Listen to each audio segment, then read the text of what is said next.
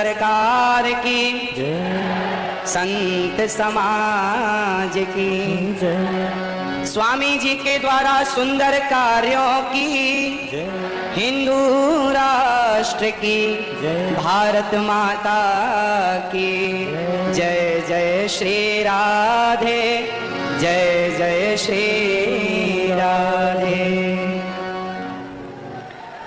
उपस्थित सभी भक्तजनों को जय श्रीमन नारायण जय श्री कृष्णा।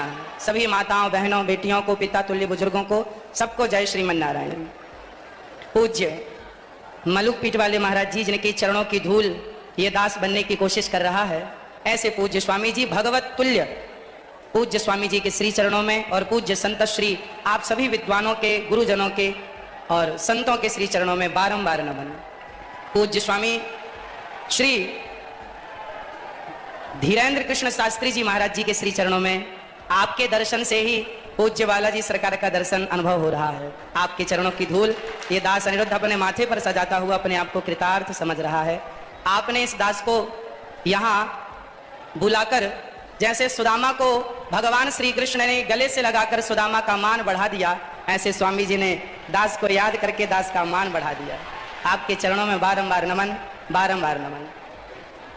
पूज्य सरकार बालाजी सरकार के पूज्य श्री बागेश्वर बालाजी सरकार के द्वारा पूज्य स्वामी जी के द्वारा यहाँ जितने भी कार्य हो रहे हैं, चाहे बेटियों का विवाह हो, चाहे हिंदू राष्ट्र की चर्चा हो, चाहे देश को बागेश्वर बालाजी सरकार का चमत्कार दिखा करके और जन जन के हृदयों में एक भक्ति की चेतना को स्थापित करना, या फिर पूज्य बागेश्वर बालाजी सरकार की कृपा से सबका दुख दर्द हरना, ये जो भी आप कर रहे हैं इससे समाज में एक नई जागरूकता आ रही है। समाज इन शक्तियों को, सोई और खोई हुई शक्तियों को पहचानने लगा कि हमारी शक्ति कितनी विशाल है और सनातन की संस्कृति की जो हमारी शक्तियां हैं।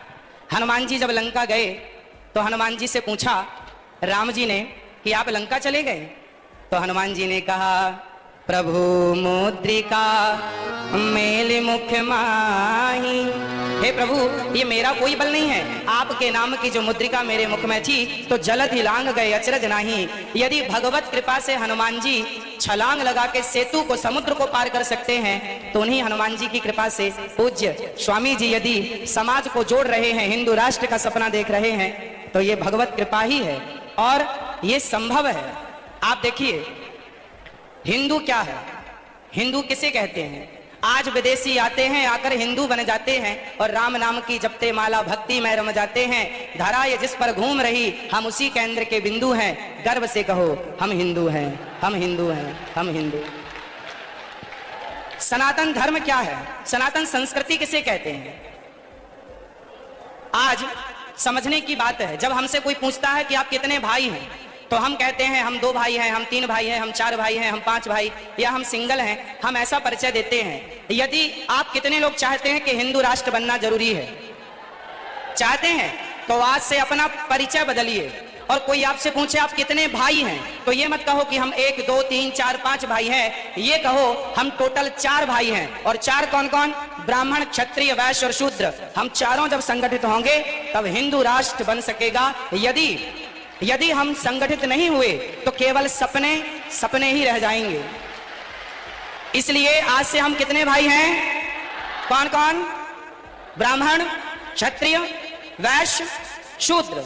ये चारों मिलकर जहां सुमति तहां संपत्ति नाना, जहां कुमति तहां विपत्ति निदाना। जहां संगठन होता है ना, वहीं विजय होती है।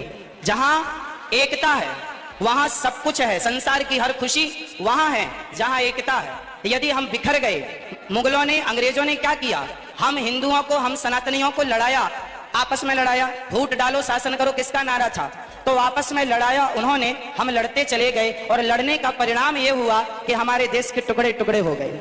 केवल लड़ाई का परिणाम है ये। यदि हम संगठित रहते तो क्या मजाल किसी की कि हमारी तरफ कोई आंख उठाकर देख लेता। हमारे सनातन धर्म में चाहे ब्राह्मण हो, क्षत्रिय हो, वैश्य हो, शूद्र हो, आप बताइए, आज जिस छुआछूत ऊंच नीच की बात की जाती है, बताइए क्या हमारे सनातन धर्म में, क्या हमारे हिंदू धर्म में, क्या हमारे वेद पुराणों और ऋषि मुनियों के द्वारा क्या छुआछूत की भावना कभी थी? यदि छुआछूत होता तो भगवान राम निषाद राज्य को गले ना लगाते। यदि छुआछूत होता तो भगवान राम माता शबरी के बेर ना खाते।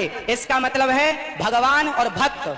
हमारे यहाँ तो संत रैदास जी हुए हैं, जिनके चरणों को लोगों ने प्रणाम किया है, धो धो करके पिया है, जिनका आज भी ये मुहावरा, ये वाक्य आज भी प्रचलित है कि मन चंगा तो कटौती में गंगा।